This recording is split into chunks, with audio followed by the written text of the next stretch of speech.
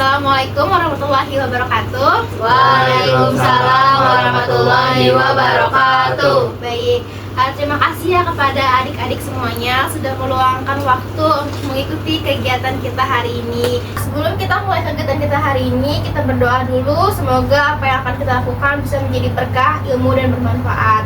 Berdoa dimulai. Doa selesai. Bimbingan counseling hari ini kita akan melaksanakan kegiatan yang namanya bimbingan kelompok menggunakan teknik sosiodrama. Nah, kan ada yang tahu belum teknik sosiodrama? Bimbingan kelompok ini apa dulu? Belum pernah ada ikut ya? Ya, jadi bimbingan kelompok ini adalah kegiatan di mana kita akan membahas suatu topik tentang sebuah masalah sosial dengan suasana kelompok nih seperti ini. Nah, menggunakan teknik sosiodrama itu artinya nanti kita akan ada bermain peran dalam membahas topik tersebut. Nah, tujuan dari adanya bimbingan kelompok teknik sosiodrama ini adalah supaya kalian bisa memahami situasi sosial terkait topik dari berbagai sudut pandang, bisa mengungkapkan pendapat, dan kalian bisa bekerja sama dalam menghadapi situasi sosial. Nah, bisa dipahami? Bisa, Bu. Nah, sebelumnya nih saya mau perkenalan diri dulu nih. Ada yang udah kenal saya? Belum. Nah, jadi saya ini adalah namanya Lutfia Nurfaiza. Saya ini adalah guru BK di sekolah kalian. Nah, jadi nanti kalau misalnya kalian ada perlu dengan guru BK, mau nanya-nanya terkait misalnya masalah pribadi, mau curhat atau tentang lain halnya, bisa bertemu saya di ruangan BK gitu ya. Nah, selanjutnya nih, dalam kegiatan bimbingan kelompok ini, kita ini ada asas-asas yang harus kita penuhi. Yang pertama ada asas kerahasiaan. Jadi segala hal yang dibicarakan di dalam kelompok tidak boleh diungkapkan di luar kelompok. Jadi kalau kalian ada cerita di sini itu tidak akan disebarluaskan. Nah, terus ada asas kesukarelaan. Jadi kalian datang ke sini karena kemauan kalian, bukan karena paksaan siapapun. Lalu ada asas kegiatan, jadi kalian nanti tidak hanya duduk diam di sini, tapi kalian juga aktif berbicara. Lalu ada asas kenormatifan, jadi kalian ini harus mematuhi aturan yang ada di sini, sopan santun, saling menghargai, kerjasama. Lalu ada asas keterbukaan, jadi kalian itu nanti harus saling terbuka, bisa mengungkapkan pendapat kalian, terus perasaan kalian dalam kegiatan hari ini. Nah, juga saya mau memberikan tata cara kegiatan. Jadi nanti kegiatannya ini akan ada tahap kegiatan di mana kalian melaksanakan sosiodrama bermain peran. Setelah kegiatan bermain peran, kalian nanti ini akan mengungkapkan pendapat kalian dari pihak para pemain, dari pihak penonton gitu. Paham? Sudah dimengerti? Nah, selanjutnya nanti kita ada buat penyimpulan, terus pengakhiran. Nah, selanjutnya kita kenalan dulu nih. Saya kan belum kenal sama kalian semua nih. Walaupun mungkin kalian ada yang udah saling kenal, tapi biar suasananya semakin akrab, kita kenalan dulu pakai teknik permainan rangkaian nama. Jadi cara permainan rangkaian nama ini, saya sebutkan nama saya, nanti pemainan anggota selanjutnya menyebutkan nama saya, menyebutkan namanya dia juga, begitu seterusnya ya. Saya sebutin nama saya Faiza. Nanti siapa nama kamu, sebutin nama saya, nama kamu sebutin nama saya, seterusnya gitu ya. Mulai dari saya ya. Oke, perkenalkan, nama saya Ibu Faiza. Nama Bu Faiza, saya Adit. Oke, nama Bu Faiza, Adit, saya Kanza. Nama Bu Faiza, Adit, Kanza, saya Filza. Ayo. Iya. Nama Faiza, Adit, Kanza, Filza, Nafa. Oke. Nama Bu Faiza, Adit, Kanza, Filza, Nafa, dan saya Safa. Nama Bu Faiza, Adit, Kanza, Filza, Nafa, Safa. Namanya Nafa. Oke, jadi tadi di sini namanya Adit, sini namanya Kanza, namanya Filza, namanya Nafa, namanya Safa, namanya Nata. Oke, jadi Nafa ini Nata gitu ya. Oke, nah selanjutnya kita akan memulai ke tahap selanjutnya, tahap peralihan. Nah, kalian sudah siap untuk ke tahap selanjutnya?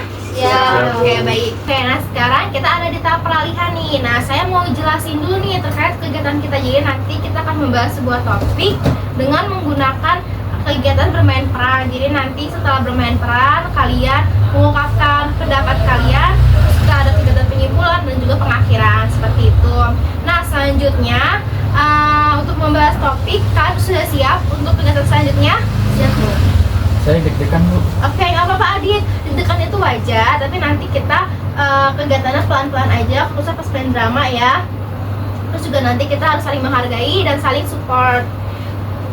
Terus kalau begitu, saya mau jelasin yang terkait kegiatan sosial drama. Jadi sosial drama ini nanti akan ada yang menjadi bermain peran, akan ada yang menjadi penonton. Nah, yang menjadi bermain peran ini nanti akan saya kasih sebuah naskah. Terus nanti kalian boleh baca naskahnya, kalian pahami peran tersebut.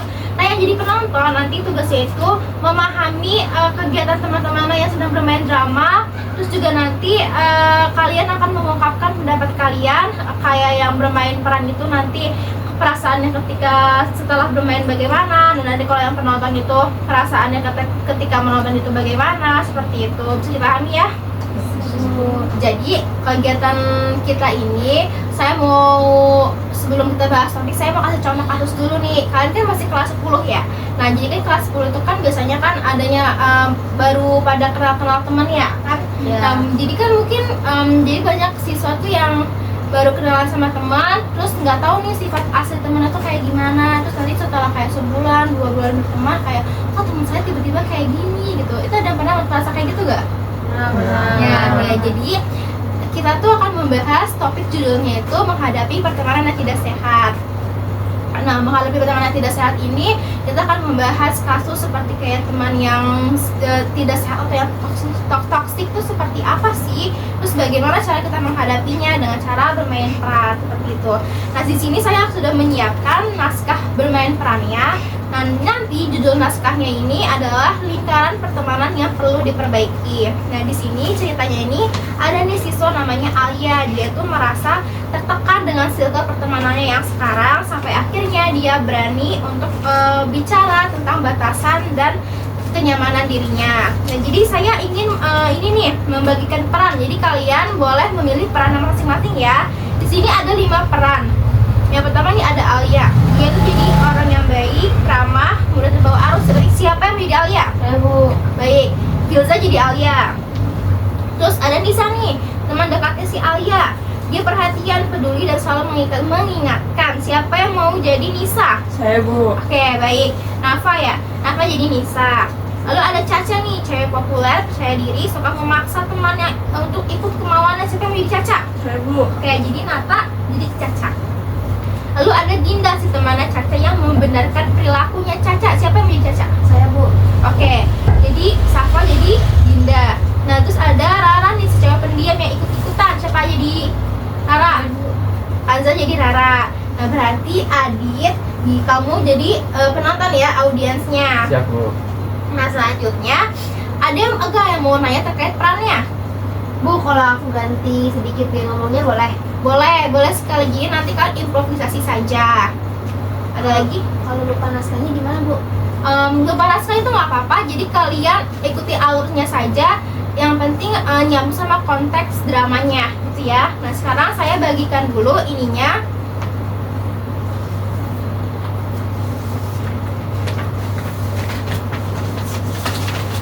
Nah, saya kasih waktu buat kalian untuk memahami peran kalian masing-masing. Saya kasih waktu beberapa menit ya. Silakan dibaca.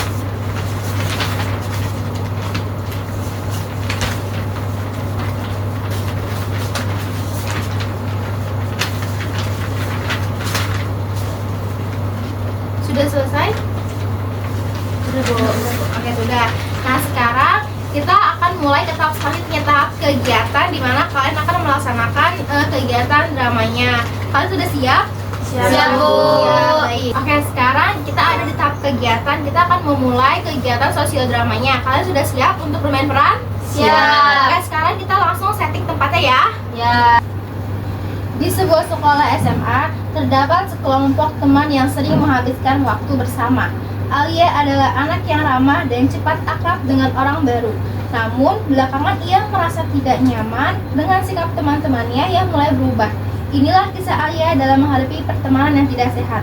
Di waktu istirahat, Caca, Dinda, Rara duduk di meja. Alia dan Nisa datang membawa makanan. Alia, sini deh duduk bareng kita. Kok kamu beli makan sendiri sih? Kenapa nggak bilang kita aja tadi? Tadi aku nunggu Nisa aja, sekalian ngerjain tugas bareng. Ih Alia, kamu kok akhir-akhir ini sering banget sama Nisa sih? Kita kan satu kamu juga. Kita cuma nyelesain tugas kok. Tugas bisa kapan aja, Al. Yang penting tuh loyal sama circle. Kalau circle jalan ya ikutlah.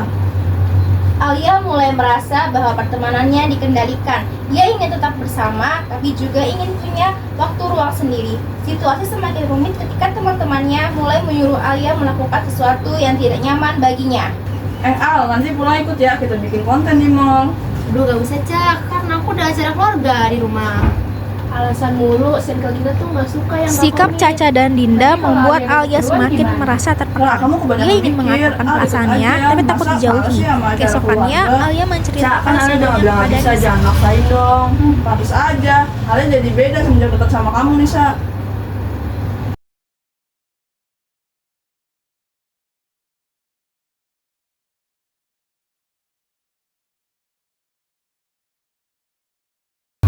Alia dan Nisa duduk di bangku sekolah.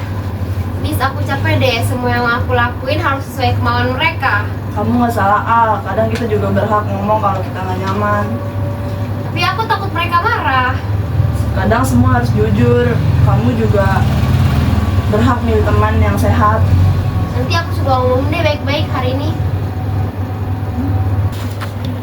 Alia akhirnya memberanikan diri untuk berbicara. Saat istirahat, ia menghampiri Caca dan teman-temannya. Jadi aku boleh ngomong nggak? Ngomong aja. Akhir-akhir ini aku merasa pertemuan kita nggak solid deh. Soalnya kalian suka maksa aku. Maksud kamu gimana? Kita kan cuma mau biar circle kita kompak. Iya tahu, tapi kan aku punya kegiatan lain sama keluarga aku, sama temen aku. Itu bikin aku gak nyaman loh. Maaf ya Al, aku juga kadang merasa gitu terlalu maksa. Ya udah deh, Al, nggak apa-apa. Kalau misalnya kamu nggak nyaman, bilang aja. Aku cuma mau circle kita solid kok. Kita tetap solid, Ca, tapi dalam pertemanan yang sehat. Setelah berbicara, suasana mulai mencair. Alia belajar bahwa batasan itu penting. Teman-temannya pun sadar bahwa memaksa bukanlah cara mempertahankan circle. Dan akhirnya, mereka memahami bahwa pertemanan yang sehat adalah pertemanan yang saling menghargai, memberi ruang, dan mendukung tanpa paksaan. Alia pun merasa lebih lega karena berani menyampaikan isi hatinya. Dari sini, mereka mulai membangun circle yang lebih positif.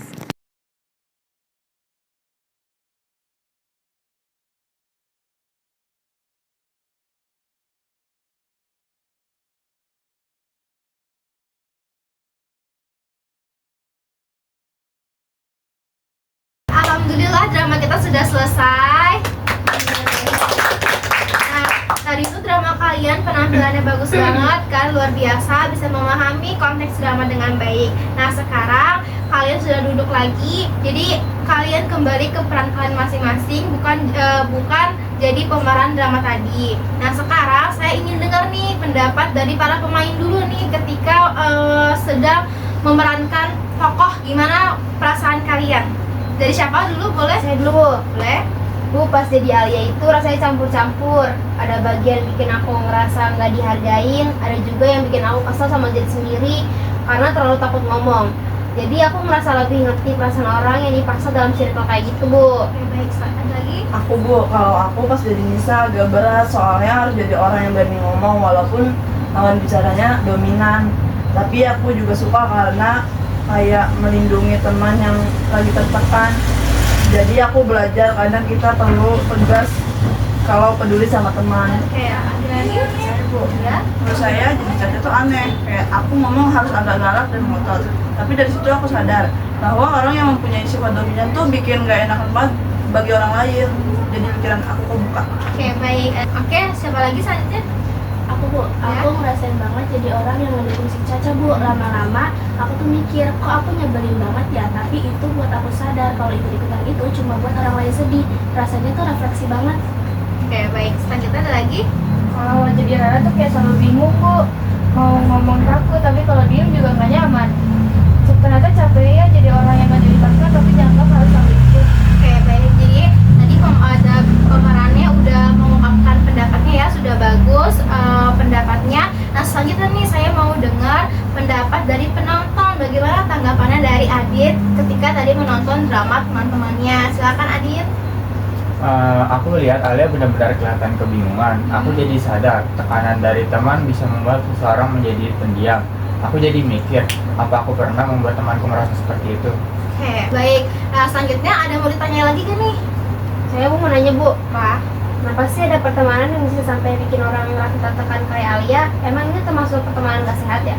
Iya betul Zaza. Jadi kalau misalnya ada pertemanan di mana ada salah satu nih yang dominan terus yang lainnya merasa tertekan, itu termasuk pertemanan yang tidak sehat ataupun pertemanan yang toksik gitu. Berarti kita termasuk pertemanan yang toksik ya Bu? Bisa nggak Ibu jelasin lebih jelas biar kita benar-benar paham? Oke baik, saya jelaskan ya. Jadi kita lanjut ke pembahasan materi terkait topik. Nah jadi itu materi kita kan menghadapi pertemanan yang tidak sehat. Jadi teman itu yang sehat itu seharusnya itu bisa membuat kita merasa diterima, membuat kita senang, terus juga membuat kita termotivasi. Tapi ada juga pertemanan yang tidak sehat, di mana itu bisa membawa kita ke hal-hal yang tidak baik. Terus juga bisa membuat kita merasa sedih, bisa bikin kita stres, bahkan bisa bikin kita tidak semangat melakukan aktivitas ketika bertemu dengan teman tersebut. Nah, jadi ada ciri-ciri teman yang tidak sehat. Di antaranya itu yang pertama, teman yang suka merendahkan orang lain atau merendahkan temannya sendiri. Jadi misalnya nih mungkin dia dalam konteks pertemanannya tuh ngomongnya bercanda, tapi sebenarnya tuh ejekannya dia itu terhadap temannya tuh bikin sakit hati temannya gitu.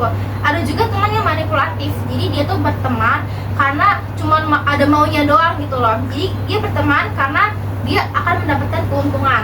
Itu temannya manipulatif. Tapi ada juga teman yang tidak mendukung. Jadi dia nggak suka sama sekali ketika melihat temannya yang lain merasa bahagia atau ketika berhasil di kelas jadi juara kelas seperti itu. Lalu ada juga nih teman yang suka menyebar gosip. Jadi misalnya kan menyebar gosip tuh ketika yang teman-temannya lagi pada cerita, dia nyebarin cerita temannya ke orang lain, ataupun ketika lagi kumpul kerjaan dia tuh cuma ngegosipin temennya aja gitu.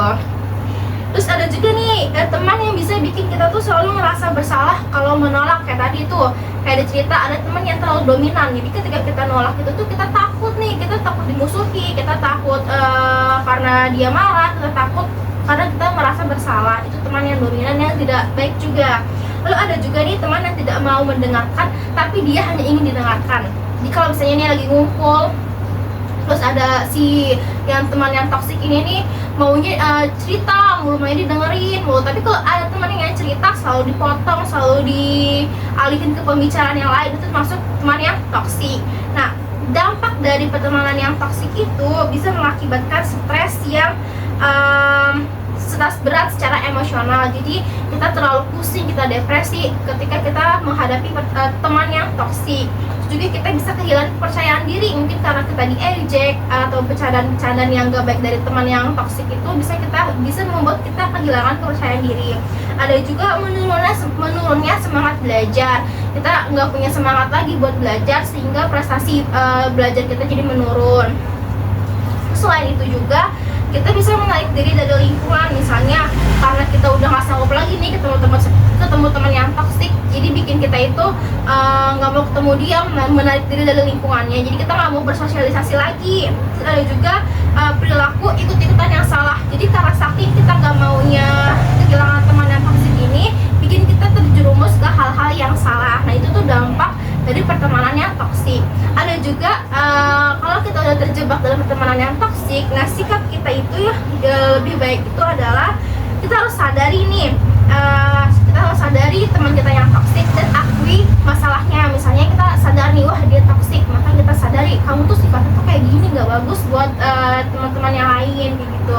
Terus kita juga bisa membicarakan masalahnya dia ataupun sifat nggak baiknya dia secara sopan santun. Terus kalau misalnya nih emang ini anak nih yang toksik gak bisa dibilangin, gak berubah sifatnya, maka yang perlu kita lakukan adalah batasi pertemanan, jaga jarak sama dia. Terus juga bisa cari dukungan misalnya cerita sama teman yang lain yang bisa dijaga kepercayaannya, atau juga kita bisa menghampiri guru BK cerita terkait permasalahan pertemanan kita. Terus juga kita bisa misalnya bicara dengan orang tua gitu. Nah terus kita kalau misalnya udah ada teman yang toksik, kita juga bisa membangun pertemanan yang baru. Misalnya nih, kalian tahu gak sih kalau misalnya ada yang toksik ini bisa suka dijauhin, bikin circle baru. Nah sebenarnya itu nggak masalah selagi kita tuh udah berusaha untuk menasehati teman yang toksik tersebut. Nah untuk menghindari ataupun menjauhi supaya kita tuh nggak bisa kena teman yang toksik itu atau tidak kenal dengan teman yang toksik, kita bisa melakukannya dengan cara mengenali nilai dari sendiri. Kita tuh merasa bahwa diri kita ini pantas dihargai, pantas diterima apa adanya gitu. Jadi ketika kita tahu teman kita ada yang toksik, bisa segera kita hindari.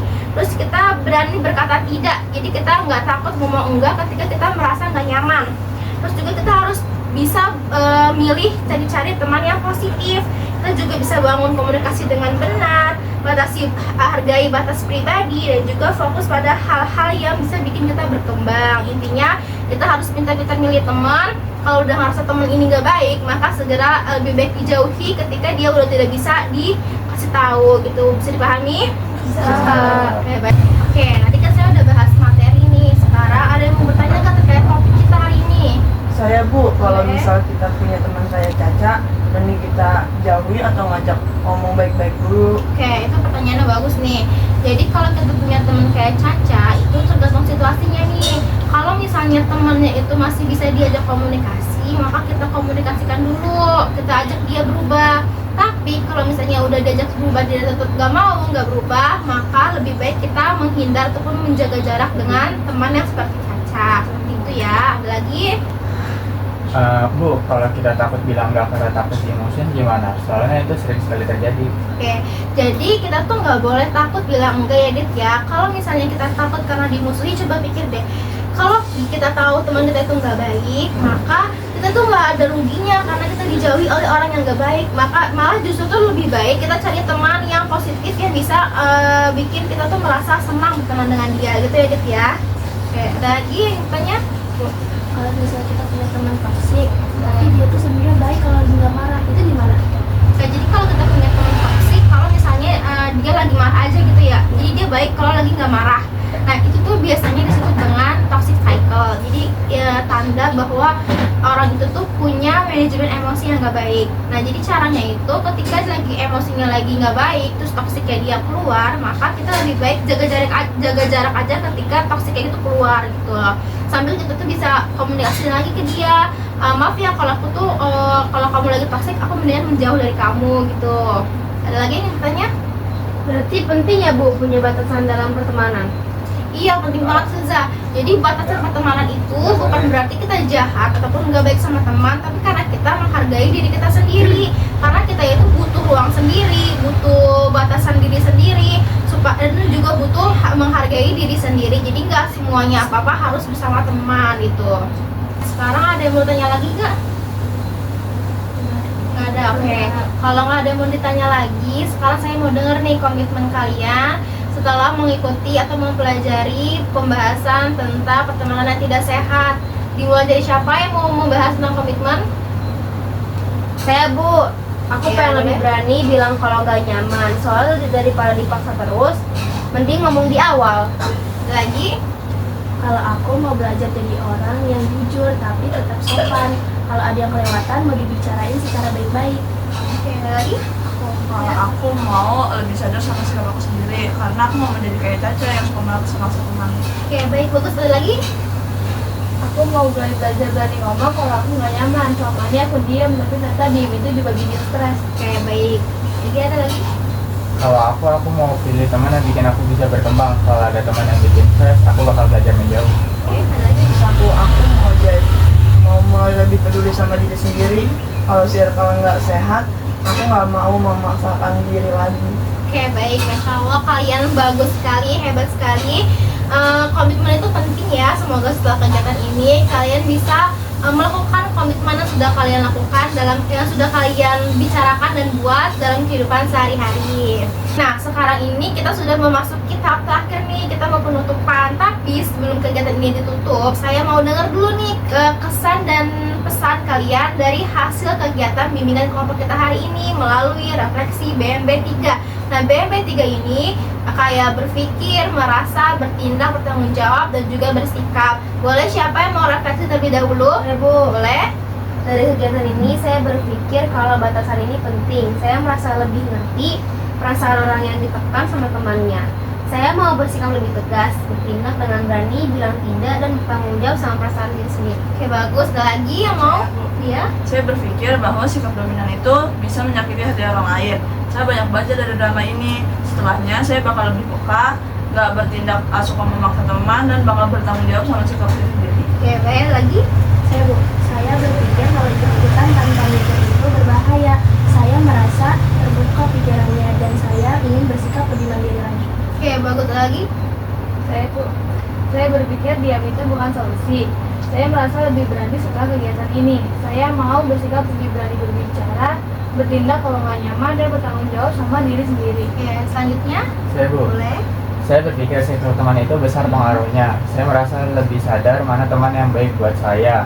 Saya akan bersikap milih-milih teman, menjaga jarak dari teman yang toksik, dan bertanggung jawab menjaga diri. Oke, selanjutnya lagi? Saya berpikir kalau pertemanan sehat itu penting banget. Saya merasa kegiatan ini membantu saya mengerti diri sendiri. Saya mau bersikap lebih tegas, bertindak, jaga batas pribadi, dan bertanggung jawab atas pilihan teman saya. Oke, baik. Terima kasih atas refleksi dari kalian. Itu refleksi yang sangat bagus, sudah jujur, dan sudah cukup dewasa refleksi kalian. Nah, pesan dari saya setelah kegiatan ini, kalian tetaplah membangun pertemanan yang sehat, karena yang bisa membawa kalian bertumbuh menjadi lebih baik, bukan membuat kalian merasa kecil. Nah, harapan saya setelah kegiatan ini kalian bisa melaksanakan apa yang sudah menjadi komitmen kalian dalam kehidupan sehari-hari. Terus juga kalian bisa berani berkata tidak, kalian bisa menghargai diri sendiri, dan bisa memilih circle yang positif. Nah, selanjutnya nih kita tutup kegiatan kita ya pada hari ini. Kegiatan bimbingan kelompok hari ini sudah selesai dengan baik. Itu juga sudah berjalan baik karena kerjasama kalian dan juga kekompakan kalian. Nah, pada pertemuan berikutnya saya mau melaksanakan kegiatan bimbingan kelompok pagi, di mana minggu depan kita akan membahas topik yang gak kalah seru dari hari ini, yaitu tentang keterampilan berkomunikasi dalam pertemanan. Jadi tujuannya itu supaya kalian bisa berkomunikasi dengan teman dengan lebih baik, berani berkata tidak, dan menjaga batasan pribadi yang lebih baik juga. Nah, selanjutnya ada mau ditanyakan terkait kegiatan kita hari ini? Tidak, Bu. Nah, oke. Kalau misalnya nggak ada, nah jangan lupa nanti di minggu depan itu kita bakal ada praktiknya juga ya. Wah, Bu, kayaknya menarik deh. Soalnya saya suka bingung buat ngomong tidak sama teman saya atau berkata jujur. Iya, jadi kita ini nanti kalian bakal latihan secara langsung terkait berkomunikasi dengan teman gitu. Jadi supaya kalian lebih siap pada situasi nyatanya gitu. Sudah? Ada lagi? Ya, Bu. Oke. Nah, jadi minggu depan jangan lupa kalian datang di waktu yang sama, di hari yang sama ya, pada kegiatan bimbingan dan konseling. Nah, sebelum kita tutup, mari kita doa dulu supaya apa yang sudah kita lakukan menjadi berkah dan ilmu buat kita. Berdoa dimulai. Berdoa selesai. Terima kasih atas partisipasi kalian. Wassalamualaikum warahmatullahi wabarakatuh. Waalaikumsalam warahmatullahi wabarakatuh. Baik, terima kasih.